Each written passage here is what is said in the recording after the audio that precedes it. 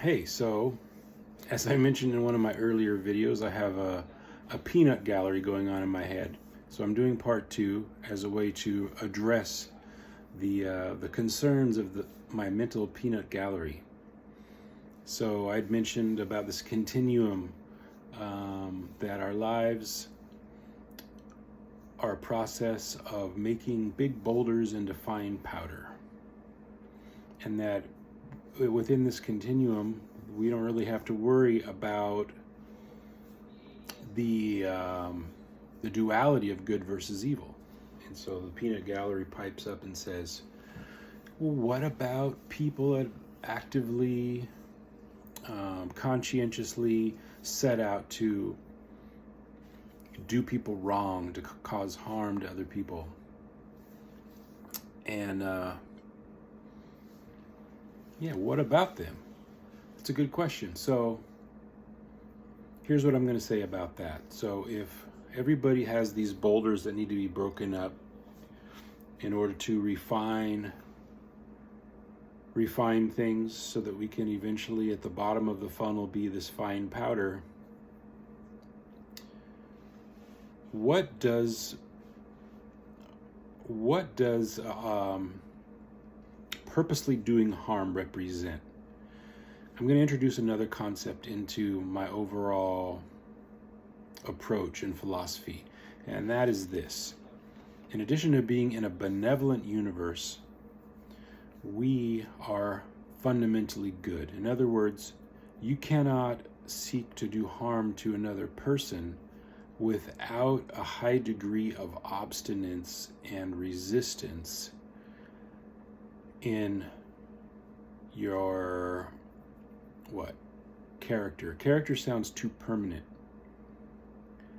Basically, the desire to harm another person comes from a big boulder in the person's universe, one that will eventually have to be broken and refined down into a finer substance. Now, having said that, they're still serving that thing. It doesn't matter if I come across misfortune in my life because of another person, because of witchcraft, because of whatever, Satanism. At the end of the day, it all comes out to the same result. So those who are less conscious, those who are maybe confused, that feel like they have a bone to pick with others for whatever real or imagined reason, they're, number one, they're defining themselves and their behavior based on this sense of obstinance, stuckness, defensiveness, and so they are basically being used to serve a higher purpose. Those who would probably stand most strongly on the belief of good versus evil, at least here in the West, probably, whether they're religious or not, probably are almost certainly are acting on one of the pillars of biblical tradition, that there is this good versus evil, that Satan stirs up trouble, blah, blah, blah. And not to put anyone down, but I say blah, blah, blah. But, and here's why. So the book of Samuel, chapter 16, verse 14 in the Old Testament says that God sent an evil spirit onto somebody. In other words, if God is God, if God is a God worth worshiping, if you believe in that general concept, God is sovereign. I hear that a lot. God's in control. Is there really a battle going on?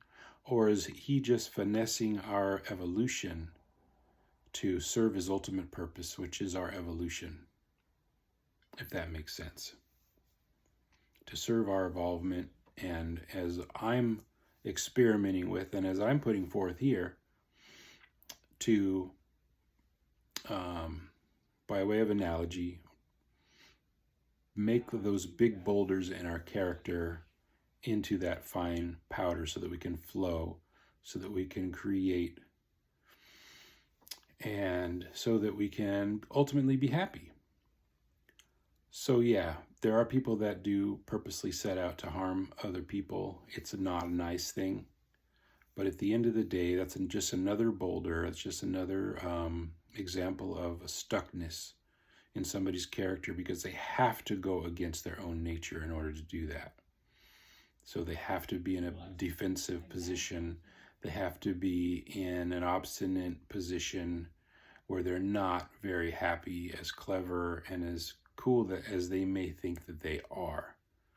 But at the end of the day, if we end up the victims of such, it's serving our evolution too. All right, so that's it. That's the end of part 2. Thanks for listening.